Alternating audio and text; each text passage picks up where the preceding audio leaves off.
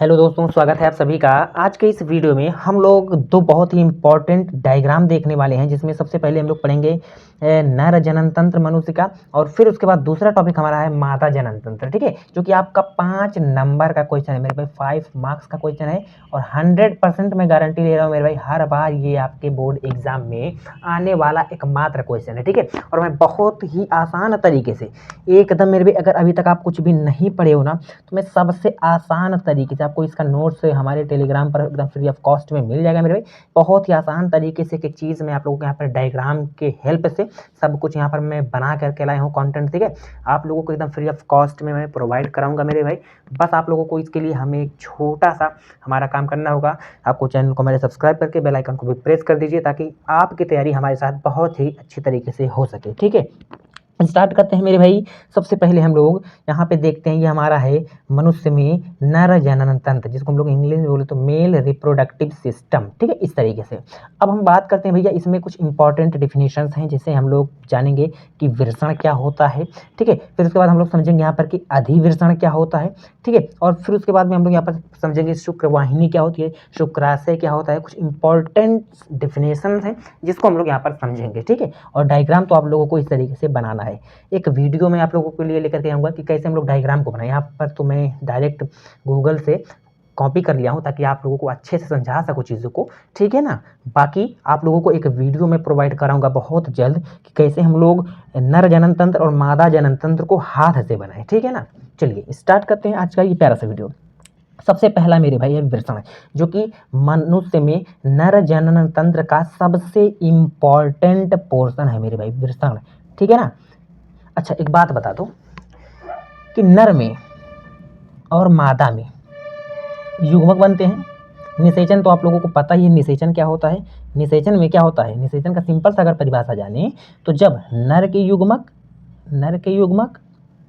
है ना, नर के युग्मक और मादा के युग्मक आपस में मिलते हैं, तो इसी क्रिया को हम लोग क्या बोलते हैं, इसी क्रिया को हम लोग बोलते हैं मेरे भाई निषेचन। है ना, निषेचन बोलते हैं। ठीक है ना मेरे भाई। अच्छा, तो अब हम आप यहाँ पर कमेंट बॉक्स में फटाफट से कमेंट कर देना कि नर में जो युग्मक होता है क्या होता है, और मादा में जो युग्मक बनता है वह क्या होता है। ये बात आप लोग बता देना।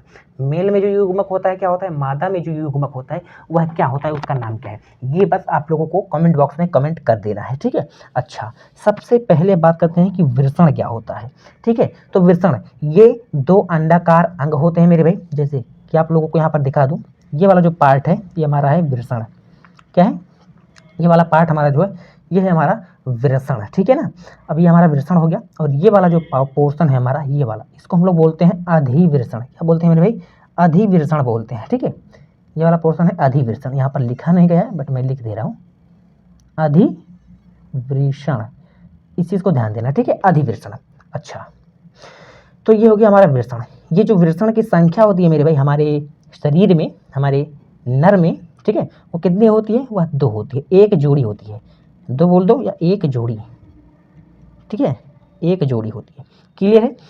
ये कैसा होता है मेरे भाई, अंडाकार होता है।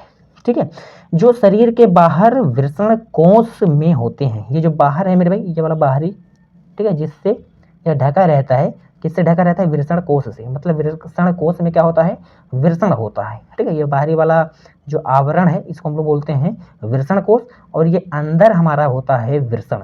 ठीक है, और ये वाला जो पोर्शन है हमारा, ये क्या है, यह है अधिवृषण। क्लियर है यहाँ तक की बातें मेरे भाई।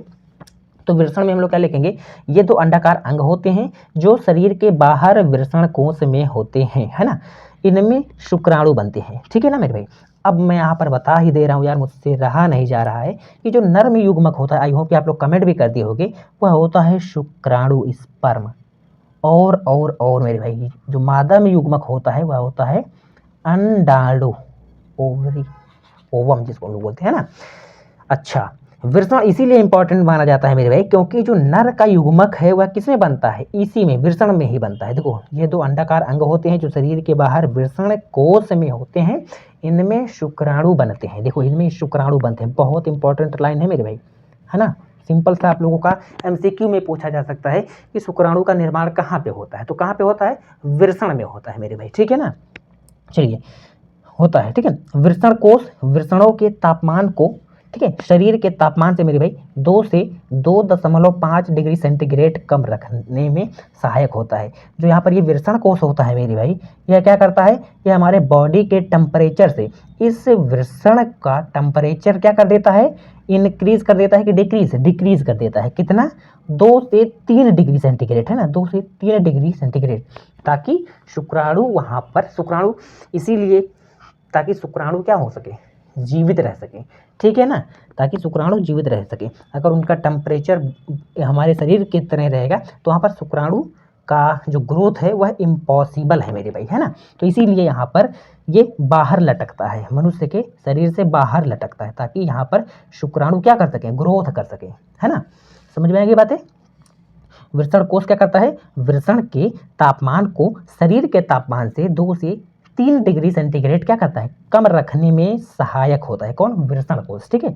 नेक्स्ट, जो शुक्राणु जनन के लिए आवश्यक है, देखो मैंने आपको बताया ना कि जो शुक्राणु के ग्रोथ के लिए, शुक्राणु के जनन के लिए अगर यहाँ पे इसका टेम्परेचर हमारे शरीर के टेम्परेचर की तरह ही रहेगा तो मेरे भाई वहाँ पर शुक्राणु का ग्रोथ इम्पॉसिबल है। मैंने आपको बता दिया ना, इम्पॉसिबल मतलब असंभव है ना। चलिए अब नेक्स्ट यहाँ पर लिखिएगा, देखो जितना मैं बता रहा हूँ इतना लिखोगे मेरे भाई 5 नंबर पूरा मिलेगा, है ना। बहुत से टीचर्स होते हैं केवल इतना ही बता देंगे, लेकिन और मैं डेप्थ में लेके जा रहा हूँ। देखो आप लोगों को एकदम एनसीईआरटी टू एनसीईआरटी, है ना।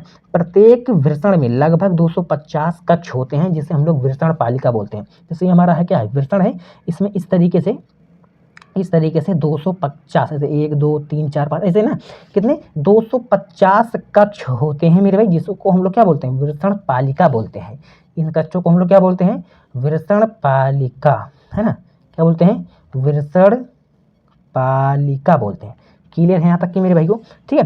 प्रत्येक विरसण पालिका के अंदर 1 से लेकर के 3 अति कुंडलित शुक्रजनक नलिकाएं होती हैं, जिनमें शुक्राणु पैदा किए जाते हैं, ठीक है ना। प्रत्येक शुक्रजनक नलिका का भीतरी भाग 2 प्रकार की कोशिकाओं से बना होता है, जिन्हें हम लोग क्या बोलते हैं, जिन्हें हम लोग नर जर्म कोशिका बोलते हैं, और एक होती है सर्टोली कोशिका। मेरे भाई अब मैं आप लोगों को यहाँ पर बता दे रहा हूँ कि ये आप लोगों का 1 नंबर का क्वेश्चन है कि नर जर्म कोशिका क्या होती हैं और उसके बाद में सर्टोली कोशिकाएं क्या होती हैं। तो नर जर्म कोशिकाएं जो होती हैं मेरे भाई, देखो यहाँ पर आगे लिख भी दिया है, नर जर्म कोशिकाएं अर्धसूत्री विभाजन के फलस्वरूप शुक्राणु का निर्माण करती हैं। मतलब जो नर जर्म कोशिका है यही शुक्राणु का निर्माण करते हैं, और जो सर्टोली कोशिकाएं होती हैं मेरे भाई, ये शुक्राणु को पोषण प्रदान करते हैं। क्या, पोषण प्रदान करती हैं। आई होप कि आप लोगों को चीज़ें क्लियर हो गया होगा, है ना। मैंने बहुत डेप्थ में पढ़ा दिया है, इसीलिए विरसण को बहुत इम्पॉर्टेंट पार्ट माना जाता है मनुष्य के बॉडी के, है ना, मनुष्य के बॉडी के, ठीक है। तो यहाँ तक की बातें समझ में आ गई। इसका पीडीएफ आप लोगों को मिल जाएगा, मैंने आपको चीज़ों को यहाँ पर समझा दिया है। नेक्स्ट हमारा है बच्चों अधिविरसण। अच्छा, एक और चीज़ यहाँ पे है मेरे भाई कि विरसण जो है, यहाँ से एक हार्मोन भी रिलीज होता है। इस विरसण से एक हार्मोन स्रावित होता है। क्या, एक हार्मोन स्रावित होता है, इसको हम लोग बोलते हैं टेस्टोस्टेरोन। अभी मैंने यहाँ पर लिखा है टेस्टोस्टेरोन, इस तरीके से, है ना, टेस्टोस्टेरोन। ये क्या करता है मेरे भाई, ये हमारा करता है मनुष्य के जो मेल हैं यानी नर, इनमें ये एक सेक्स हार्मोन है, जो कि क्या करता है मेरे भाई, यह एक सेक्स हार्मोन है। मैं यहाँ पर लिख दे रहा हूँ, आगे लिखा है मैंने, है ना, क्योंकि ज़्यादा पेज है इसीलिए कहीं मिल नहीं रहा है। सेक्स हार्मोन है जो कि हमारे सेक्स की कैपेसिटी को क्या करता है मेरे भाई, इनक्रीज करता है। और ये क्या करता है, और ये काम करता है, जैसे दाढ़ी आता है, मोछ, यानी या बच्चों द्वितीयक गौड़ लैंगिक लक्षण को क्या करता है, इसको भी बताता है। जैसे कि आवाज़ का भारी होना, मेल में क्या होता है, आवाज़ भारी होता है, दाढ़ी मोछ आता है, इस तरीके से, ठीक है ना।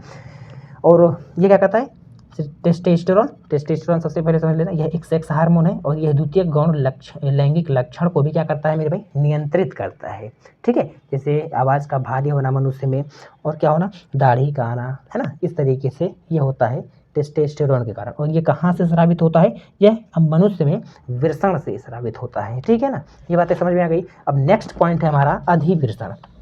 अधिवृषण। मेरे भाई शुक्राणु कैसे बनता है ये तो आप लोगों को समझ आ गया। अब नेक्स्ट पोर्शन है कि अधिवृषण क्या होता है। तो देखो यह लंबी पतली तथा अत्यधिक नलिका होती है। ठीक है, देखो ये क्या है, अत्यधिक मत लिखना, इसको कट कर दो। यह लंबी पतली तथा नलिका होती है। देखो ये वाला दो, ये क्या है, नलिका ही है इस तरीके से, है ना। देखो ये वाला पोर्शन क्या है, नलिका ही के ही तरह है, पतली है, हाँ ये वाला पोर्शन। अब यहाँ पे समझना ये वाला पोर्शन क्या होता है। इसमें मेरे भाई शुक्राणु क्या आते हैं, शुक्राणु यहाँ पे बनने के बाद, इस वृषण में बनने के बाद शुक्राणु इस तरीके से इस अधिवृषण में आएंगे और यहाँ पे मेरे भाई परिपक्व होंगे। क्या होंगे, यहाँ पर परिपक्व होंगे, परिपक्व होंगे हमारे शुक्राणु। ठीक है, शुक्राणु कहाँ पे परिपक्व होंगे मेरे भाई, अधिवृषण में होंगे। तो सिंपल अधिवृषण में हम लोग क्या लिखेंगे, यह लंबी पतली तथा यह लंबी पतली नलिका होती है, इसमें शुक्राणु संग्रहित एवं परिपक्व होते हैं। बस इतना चीज़ आप लोगों को लिख देना है। ठीक है, नेक्स्ट मेरे भाई शुक्रवाहिनी। सिंपल सी बात है, शुक्र मतलब शुक्राणु, शुक्र मतलब शुक्राणु, वाहिनी मतलब सिंपल ले जाने वाला। ठीक है, तो शुक्राणु को ले जाने वाला यह एक नलिका होती है। देखो यह भी, यह एक पतली पेशीय नली होती है, नलिका होती है जो कि शुक्राणुओं को अधिवृषण से शुक्राशय तक ले जाती है। ठीक है, ये मेरे भाई होता है यहाँ पर शुक्रवाहक या शुक्रवाहिनी, इसको हम लोग शुक्रवाहक बोल रहे हैं, शुक्रवाहिनी, है ना। देखो यहाँ पर शुक्राणु बनेगा, फिर यहाँ पे आएगा परिपक्व हो जाएगा। जब यहाँ पे परिपक्व होने के बाद इस शुक्रवाहक के द्वारा ये कहाँ पे जाएगा, इस तरीके से मेरे भाई शुक्राशय में चला जाएगा, इस तरीके से शुक्राशय में चला जाएगा। यहाँ पे ये हमारा शुक्राशय का पोर्शन है ना, यहाँ पर आ जाएगा। देखो इस रास्ते से यहाँ पर शुक्राशय में आ जाएगा। क्लियर है। नेक्स्ट मेरे भाई शुक्राशय क्या है, देखो शुक्राशय को भी मैंने यहाँ पर अच्छे से लिख दिया। ठीक है, शुक्राशय इतना सब लिख दोगे ना, एक एक नंबर आप लोगों को मिलेगा। ठीक है, और कहीं भी आप लोगों को कोई भी कंपटीशन का एग्ज़ाम अगर भविष्य में देना है, वहाँ के लिए भी आप लोग के बहुत ही अच्छे से प्रिपेयर हो जाओगे। देखो शुक्राशय, शुक्राशय से एक पोषक तरल पदार्थ स्रावित होता है जिसे शुक्र रस कहते हैं मेरे भाई। ठीक है, यह तरल शुक्राणुओं को पोषण देता है। नेक्स्ट सुरक्षा करता है, क्या करता है, पोषण प्रदान करता है और सुरक्षा भी प्रदान करता है। कौन, शुक्र रस, जो कि कहाँ से स्रावित होता है, यहाँ से स्रावित होता है शुक्राशय से, है ना, और सक्रिय बनाए रखता है। ठीक है, शुक्र रस वीर्य का करीब 60 से 70% हिस्सा होता है मेरे भाई। जो हमारा शुक्राणु होता है, सिंपल जो हमारा वीर्य है ना, वह शुक्र रस होता है या वीर्य का लगभग 60 से 70%, मतलब आधा से ज़्यादा भाग क्या होता है, शुक्र रस ही होता है। अब भैया शुक्र रस में होता क्या है, तो शुक्र रस में फ्रक्टोज होते हैं। ठीक है, ये सभी हमारे कुछ यहाँ पे प्रोटीन्स होते हैं। ठीक है, प्रोस्टाग्लैंडिन होता है, फाइमिनोजेन और अन्य प्रोटीन्स होते हैं। ठीक है, तो ये जो 3 प्रोटीन मैंने लिख दिया, और भी प्रोटीन्स पाए जाते हैं। ये आपके एनसीईआरटी में लिखा था, ये एनसीईआरटी का डाटा है। ठीक है ना, क्या क्या पाया जाता है मेरे भाई, शुक्र रस में फ्रक्टोज पाया जाता है। ठीक है, और प्रोस्टाग्लैंडिन पाया जाता है, फाइमिनोजेन पाया जाता है। ठीक, तो ये हमारे प्रोटीन है कुछ जो कि शुक्र रस में होती हैं। ठीक है ना, समझ में आ गई बातें। नेक्स्ट मेरे भाई है सिसन। सिसन मतलब सिसन ये हमारा जो लंबा वाला पार्ट है, ये वाला जो हमारा लंबा वाला पार्ट है मेरा, ये हमारा क्या है, सिसन। अब ये मूत्राशय है, इसमें मूत्र होता है, ये मूत्र नलिका होती है, यहाँ से मूत्र हमारा यहाँ पे आता है। तो ये सब आप लोगों को तो पता ही है मेरे भाई, इंपॉर्टेंट जो था वो मैंने आपको बता ही दिया।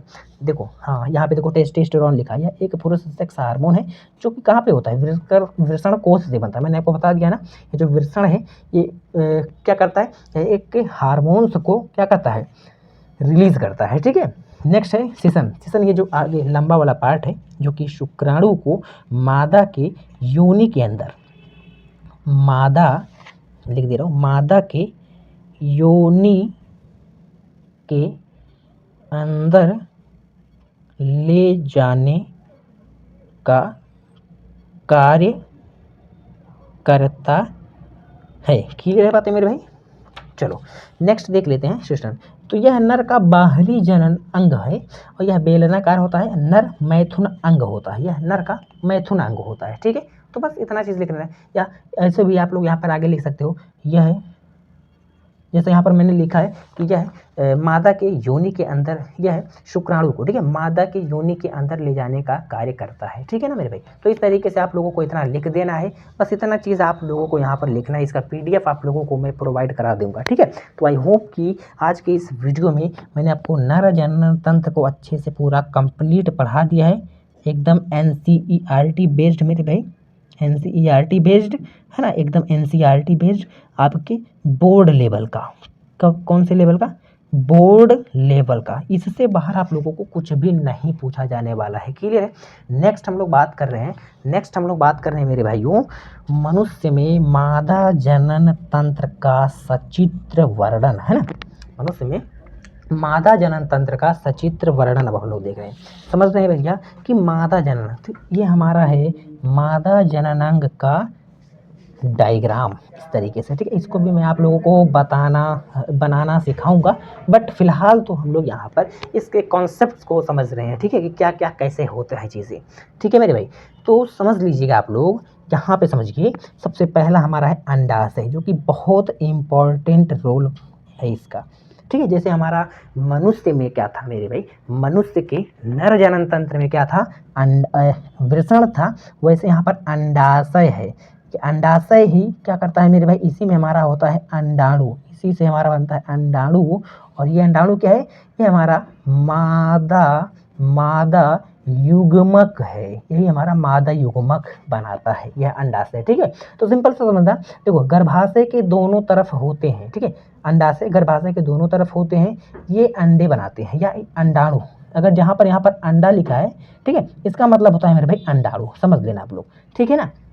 अंडे बनाते हैं और मादा लिंग हार्मोन एस्ट्रोजन और प्रोजेस्टेरॉन का स्राव करते हैं।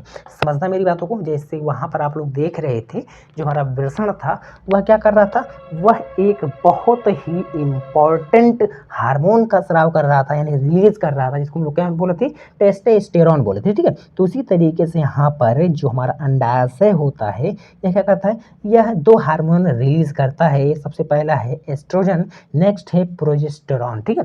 अब यहाँ पर मैं सबसे पहले इसी पर बात कर ले रहा हूँ कि एस्ट्रोजन और प्रोजेस्टेरॉन ये क्या होता है और किस टाइप के हार्मोन्स होते हैं, ठीक है मेरे भाई।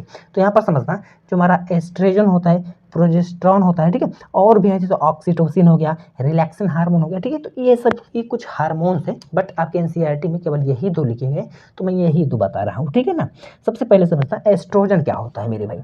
एक्चुअली मैं इसको लिखा नहीं था, मैं यहाँ पर लिख दे रहा हूँ, आप लोग इसको ध्यान देना, ठीक है।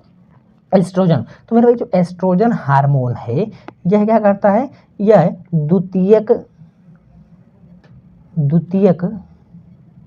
गौड़ लैंगिक लक्षण को क्या करता है, नियंत्रित करता है। जैसे आवाज़ का पतला होना, फीमेल्स में क्या होती है, आवाज़ पतला होता है, उनको दाढ़ी मूंछ उनका नहीं आता है, ठीक है। तो ये क्या करता है, उसी को नियंत्रित करता है। नेक्स्ट बच्चों, प्रोजेस्टेरॉन जो है ये क्या करता है, ये समझना, ये भ्रूण को, अभी मैं आगे आप लोगों को बताऊंगा कि ये भ्रूण क्या है, ठीक है। तो भ्रूण को कहाँ पर है भाई, भ्रूण को गर्भाशय से जोड़ने का काम करता है, जोड़ता है, इस बात को ध्यान रखना आप लोग, ठीक है ना। और कुछ है जैसे ऑक्सीटोसिन होती है, तो ऑक्सीटोसिन जो होती है यह एमसी के दौरान एमसी को नियंत्रित करता है, ठीक है। और एमसी में क्या कहता है, जैसे जब शिशु हमारा जन्म लेने वाला होता है, तो उस समय में जो योनि की जो मांसपेशी है, जैसे हमारा योनि है ना, तो इसकी जो मांसपेशियाँ है इसको संकुचित कर देता है, मतलब ढीला कर देता है, ताकि बच्चा जो है यानी जो शिशु है वो आराम से निकल जाए और पेन ना हो। फीमेल्स में बहुत पेन होता है ना, तो पेन कम कर देता है, ठीक, पेन कम कर देता है, ठीक है ना। यहाँ तक की बातें समझ आ गई, ठीक है। तो बट ये दो आप लोगों को यहाँ पर समझ लेना, दो याद कर लेना है। एस्ट्रोजन क्या करता है, द्वितीयक गौण लैंगिक लक्षण को नियंत्रित करता है, जैसे कि आवाज़ का पतला होना, फीमेल्स में दाढ़ी मूंछ का ना आना, इस तरीके से, ठीक है। और जो प्रोजेस्टेरॉन होता है ये क्या करता है, ये भ्रूण को गर्भाशय से जोड़ता है, ठीक है ना। अभी मैं यहाँ पर आप लोगों को बताऊंगा कि कैसे यहाँ पर भ्रूण आता है, क्या होता है, कैसे होता है, सब कुछ, ठीक है। तो ये आप लोगों को यहाँ तक की बातें समझ में आ गई। अब नेक्स्ट पॉइंट जो हमारा है इसमें मेरे भाई, वो है गर्भाशय, ठीक है। गर्भाशय क्या होता है भैया, तो समझना। अच्छा, यहाँ पर मैं कुछ बता दूँ आप लोगों को और चीज़ें, जैसे अंडाशय, ठीक है, अंडाशय, इसी में हमारा क्या होता है, अंडाणु होता है मेरे भाई। जो अंडाणु होता है या फीमेल में कितने होता है, दो होता है, मतलब एक जोड़ी होता है, क्या होता है, एक जोड़ी होता है। अंडाणु भी हमारे फीमेल में एक जोड़ी होता है, ठीक है ना।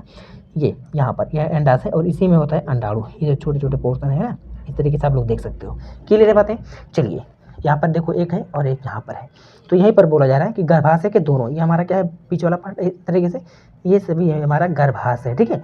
और मेरे भाई देखो यहाँ पर लिखा भी है मैंने, गर्भाशय के दोनों तरफ होते हैं, अंडाशय जो होता है देखो इधर भी है और इधर भी है गर्भाशय के, ठीक है। तो गर्भाशय के दोनों तरफ हमारे कौन होते हैं, अंडाशय होते हैं, जो कि अंडे बनाते हैं, अंडाणु बनाते हैं। और यह मादा लिंग हार्मोन जिसको हम लोग बोलते हैं एस्ट्रोजन और प्रोजेस्टेरोन का स्त्राव भी करते हैं। नेक्स्ट पॉइंट है हमारे पास गर्भाशय के बारे में बात करते हैं भैया कि गर्भाशय क्या होता है। तो गर्भाशय समझना यह मूत्राशय तथा मलाशय के बीच स्थित एक मांसल रचना है मेरे भाई, जो कि फैलोपियन नलिका इसके दोनों ओर ऊपर के भागों में खुलती है। समझना, ये जो गर्भाशय है, मेरे भाई, ये कहाँ पे स्थित होता है, यहाँ पर होता है आगे ऊपर मूत्राशय, और मलाशय यहीं पर होता है, ठीक है। तो मूत्राशय और मलाशय के बीच में क्या होता है, स्थित होता है कौन, गर्भाशय हमारा, ठीक है, जो कि एक मांसल रचना है ना, मांसल या मांसपेशी रचना है, ठीक है। फैलोपियन नलिका ये हमारा है मेरे भाई फैलोपियन ट्यूब जिसको हम लोग बोलते हैं, फैलोपियन ट्यूब, इसी को हम लोग बोलते हैं फैलोपियन नलिका। ये वाला पोर्शन क्या है, फैलोपियन नलिका है, ये वाला पोर्शन क्या है, फैलोपियन नलिका है, ठीक है। अब समझना, फैलोपियन नलिकाएं इसके दोनों ओर ऊपर के भागों में खुलती हैं। देखो इसके ऊपर की ओर इस तरीके से, देखो इस तरीके से क्या खुलती हैं कौन, फैलोपियन नलिकाएं दोनों तरफ गर्भाशय के, ठीक है। गर्भाशय का निचला सिरा कम चौड़ा होता है, देखो ये निचला सिरा क्या है, कम चौड़ा है, ऊपर देखो कितना स्पेस है ना। गर्भाशय का निचला सिरा कम चौड़ा होता है और योनि में खुलता है, और ये हमारा है योनि, ये हमारा है योनि, और ये हमारा है मेरे भाई गर्भाशय ग्रीवा। यह जो इस तरीके से देख रहे हो आप लोग, यह है गर्भाशय ग्रीवा, और ये हमारा ये कंप्लीट क्या है, योनि है, ठीक है, जो कि योनि में इस तरीके से खुलता है गर्भाशय, ठीक है, और योनि में खुलता है। गर्भाशय के अंदर की दीवार जो होती है वो एंड्रोमीट्रियम की बनी होती है, जो दीवार गर्भाशय की जो अंदर वाली दीवार है मेरे भाई, ये किससे बनी होती है, एंड्रोमीट्रियम की बनी होती है। गर्भाशय का मुख्य कार्य निषेचित आप लोग, ठीक है, निषेचित अंडे को परिवर्धन, ठीक है, या पोषण, ठीक है, पोषण परिवर्धन काल में जब तक कि गर्भ विकसित होकर शिशु के रूप में जन्म न ले आश्रय तथा भोजन प्रदान करना होता है। और एक बात है मेरे भाई, यहाँ पे ये हमारा कंप्लीट है, आप लोग इस तरीके से इसको भी दिखा सकते हो। और यही हमारा होता है प्लासेंटा, इसी गर्भाशय में ही होता है प्लासेंटा। क्या होता है, प्लासेंटा, इंग्लिश में बोले तो प्लासेंटा और हिंदी में बोले तो अपरा, जो कि क्या करता है, जो कि शिशु को मेरे भाई पोषण प्रदान करता है, शिशु को पोषण प्रदान करता है। ये बात आप लोग ध्यान देना, ठीक है ना, इसी गर्भाशय में ही होता है, ठीक है ना। अच्छा, तो गर्भाशय का क्या कार्य है मेरे भाई, गर्भाशय का कार्य है जैसे यहाँ पर जब अंडे आते हैं, यहाँ पर जो हमारा अंडाशय है, यहाँ पर अंडे बनेंगे। अब ये अंडे क्या होंगे मेरे भाई, सक्रिय होंगे। अच्छा, अब एक बात आप लोग समझ लेना, जो फीमेल होती है मेरे भाई, फीमेल जैसे लड़कियाँ, ठीक है, इनमें जो अंडाशय है मेरे भाई, ये कब परिपक्व होता है, तो जो अंडाशय है, अंडाशय परिपक्व, ठीक है, अंडाशय कब परिपक्व होता है मेरे भाई, ये परिपक्व होता है 13 से, जब ये आगे जाती है, ठीक है, 13 से आगे, जब 13 साल से ऊपर के होती हैं तब यहाँ पे अंडाशय हमारा परिपक्व हो जाता है। और समझना, जो MC है यानी मेंस्ट्रुअल साइकिल जो होती है, इसकी प्रक्रिया मेरा ये जो अंडाशय है, जब शुक्राणु से निषेचित नहीं होता है, मतलब जब शुक्राणु से नहीं मिलता है, तो यह ब्लड के रूप में योनि के द्वारा कहाँ चला जाता है, बाहर निकल जाता है, योनि के द्वारा बाहर निकल जाता है ना। अगर सेक्स नहीं कर रही है लड़कियाँ तब, क्योंकि सेक्स नहीं करेंगी तो शुक्राणु यहाँ पे अंडाणु से मिलेगा नहीं, तो वहाँ पर निषेचन की प्रक्रिया होगी नहीं, तो क्या हो जाएगा, तो हमारा ये अंडाणु क्या हो जाएगा, खराब हो जाएगा, और खराब हो जाएगा वेस्ट हो जाएगा। तो वह कहाँ पे आएगा मेरे भाई, इस गर्भाशय ग्रीवा के सहारे योनि से ये बाहर निकल जाता है, ठीक है, समझ में आ गई बात है। अच्छा, जो हमारा अंडाशय होता है मेरी भाई, या कब परिपक्व होता है, या 13 साल से जब लड़कियां ऊपर में हो जाती है, 13, 14, 15, ठीक है, तब यहाँ पे परिपक्व होता है। और एक मंथ में मेरे भाई, एक मंथ में एक अंडाणु क्या होता है, परिपक्व होता है, या सिंपल आप लोग बोल सकते हो एक अंडाशय परिपक्व होता है। क्लियर है बातें, जब मान लो एक मंथ में ये परिपक्व हो गया, फिर इसके बाद अगर नहीं यहाँ पर शुक्राणु मिले इसको, तो क्या कर जाएगा, ये बाहर निकल जाएगा इस तरीके से, ब्लड में कन्वर्ट होकर के, तब तक ये परिपक्व हो जाएगा, ठीक है। फिर उसके बाद में जब ये खराब हो जाएगा, वेस्ट हो जाएगा, तब ये बनेगा। इस तरीके से एक मंथ में ये प्रक्रिया होती है। क्लियर है यहाँ तक की बातें मेरी, यहाँ तक की सभी बातें मेरी क्लियर है आप लोगों को। अच्छा, अगर यहाँ तक की सभी बातें मेरी क्लियर है मेरे भाई, तो अब आगे यहाँ पर बात करते हैं नेक्स्ट, फैलोपियन ट्यूब। अच्छा, एक बात और, गर्भाशय को मैं फिर से समझा दे रहा हूँ। अब ये जो अंडाणु है मेरे भाई, जब ये परिपक्व हो जाएगा और यहाँ इस योनि के द्वारा जो मनुष्य का शिशन था, इसको हम लोग बोलते हैं पेनिस, ठीक है, वो अंदर जाएगा, इस तरीके से अंदर जाएगा और यहाँ पे शुक्राणु रिलीज करेगा। तो इस तरीके से स्पर्म इस तरीके से जाएंगे, इस तरीके से जाएंगे, ठीक है। मान लो अभी ये सक्रिय है, मान लो ये वाला क्या है, सक्रिय है और ये वाला निष्क्रिय है, ठीक है। तो कुछ स्पर्म इस तरीके से भी जाएंगे, कुछ स्पर्म इस तरीके से भी जाएंगे, है ना। तो इधर जो जाएंगे वो तो वेस्ट हो जाएंगे, तो इधर इस तरीके से जाएंगे और यहाँ से मेरे भाई जो अंडाणु है ये धीरे धीरे फैलोपियन ट्यूब में आएगा, इससे फैलोपियन नलिका में आएगा अंडाणु, ठीक है। और यहाँ पे स्पर्म भी आएगा और यहाँ पर फर्टिलाइजेशन की प्रक्रिया यानी निषेचन की प्रक्रिया होगी। क्या होगी?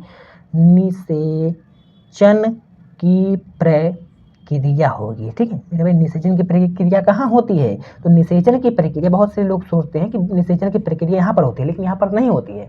यहाँ पर निषेचन की प्रक्रिया नहीं होती। निषेचन की प्रक्रिया जो होती है वह कहाँ पे होती है? यह होती है मेरे भाई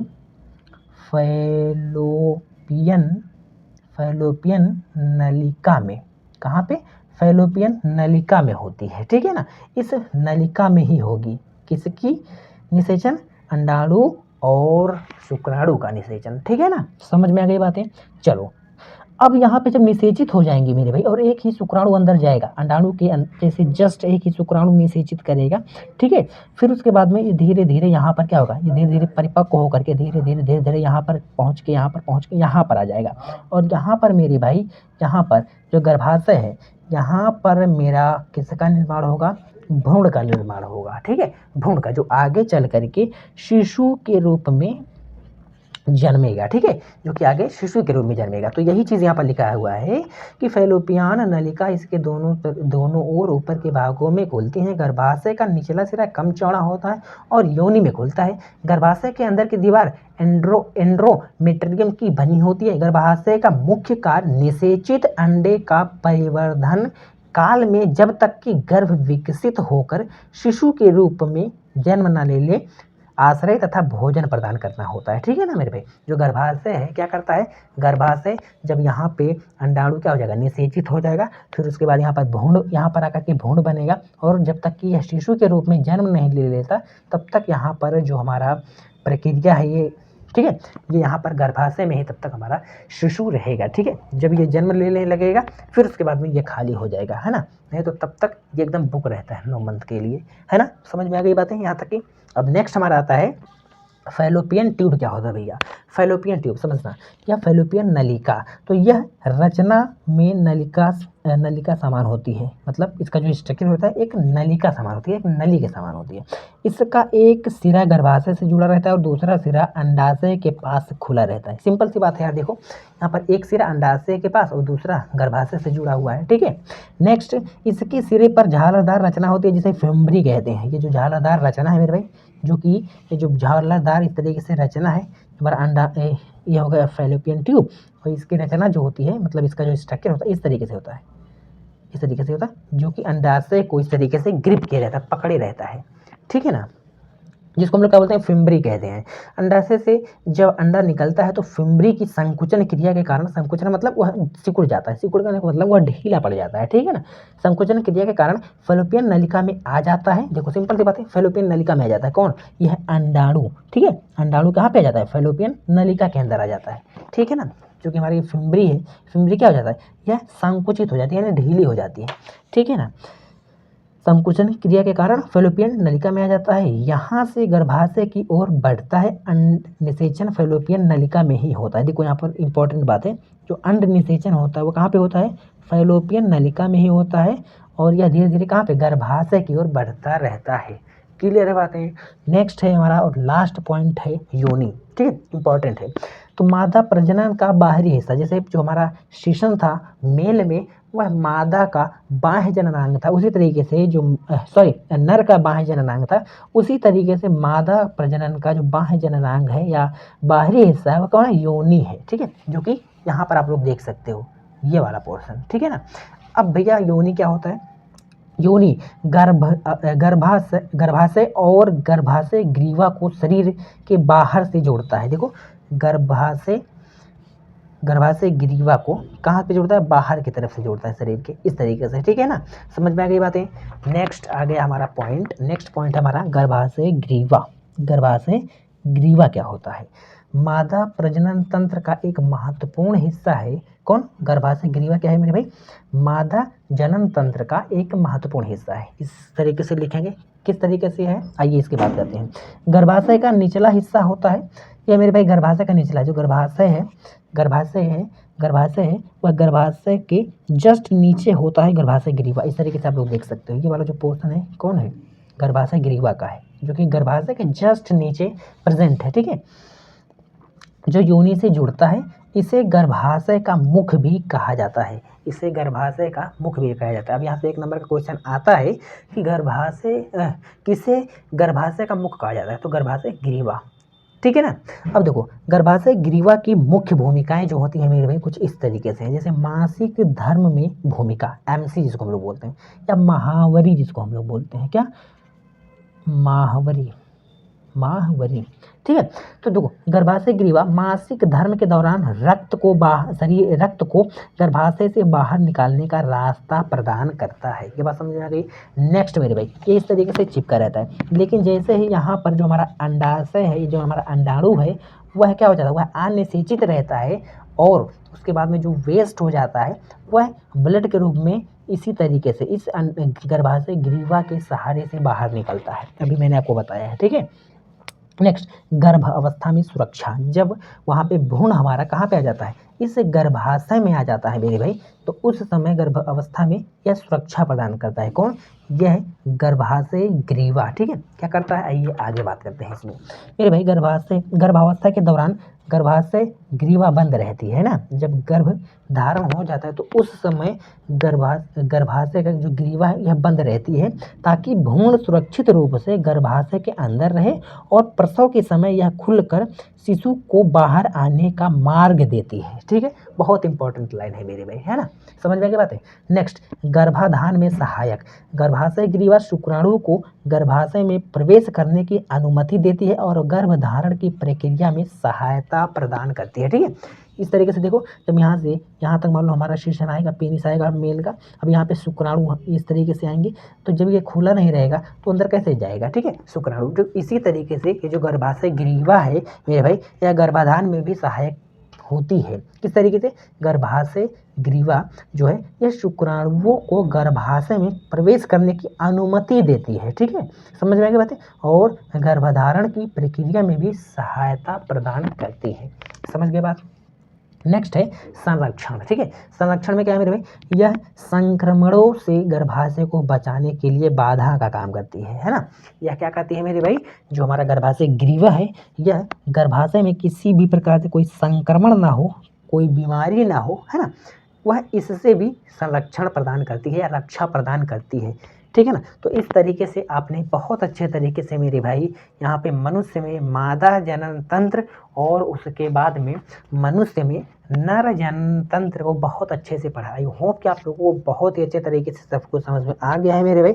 तो आप लोगों को यहाँ पर जाना है और सिंपल साइंस स्टडी वेल इस तरीके से जाके वहाँ पे सर्च कर लेना है मेरे भाई आप लोगों को टेलीग्राम पर, और वहाँ से आप लोगों को प्रोवाइड करा दिया जाएगा इसका PDF आपको, ठीक है ना। तो आई होप कि आज का ये वीडियो आप लोगों को अच्छा लगा है मेरे भाई। अगर अच्छा लगा है तो चैनल को सब्सक्राइब कर देना और अपने सभी दोस्तों के साथ ज़रूर शेयर करना।